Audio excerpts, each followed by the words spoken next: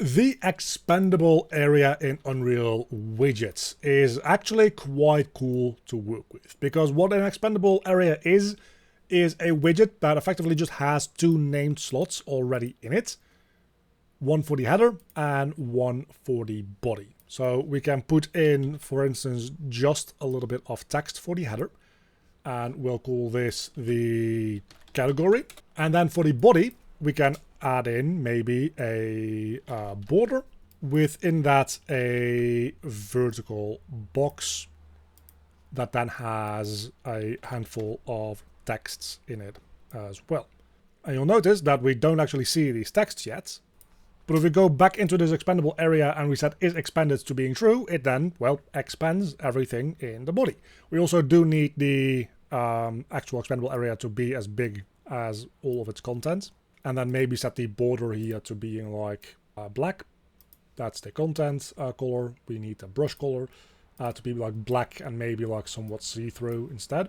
And we could even do something like wrapping this with a horizontal box. Just having a little bit of fun at this point, right? And then in that horizontal box, we'll put in a spacer as well. And a spacer I don't think we've talked about yet. I don't know if I'm going to make a separate video on it.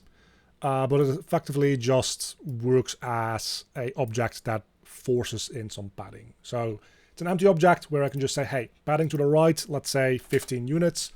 And then everything is padded out to the right by about 15 units. And so now with that, we have a expandable box that we can expand in and out very, very easily like this. And you can see that this is really already something that you can use to make things like a tree viewer. Unreal has a built-in system to build tree viewers where you have categories that you can like expand and unexpand. About it in the future, I don't much love the implementation that Unreal does for its like list view and tree view system for a lot of use cases. So building your own tree viewer with these things instead might make a lot of sense, because if we have these expandable areas, and instead of adding in this vertical box a bunch of texts, we just add in more expandable areas, you can kind of see where we're going with this, hopefully. We have just like a couple of more expandable areas. Make this border maybe not as small, setting this to fill. And then all of these expandable areas can be their own categories. So let's give these texts. This header will be right there. Obviously, we would make the font size for this one a bit smaller, like half the size. So this would be like 12. And then we can just copy and paste that into all of these headers. And then all of these can have like even smaller text inside of them, like font size of 8.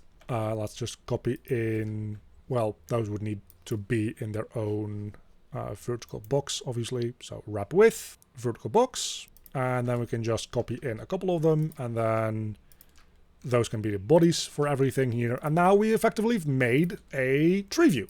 I can expand or collapse this parent category, but also any of the child categories. And if I do expand and unexpand the parent here, the state of the child categories will remain the same as it was before, because it's not actually like deleting anything at all. It's just not rendering it anymore.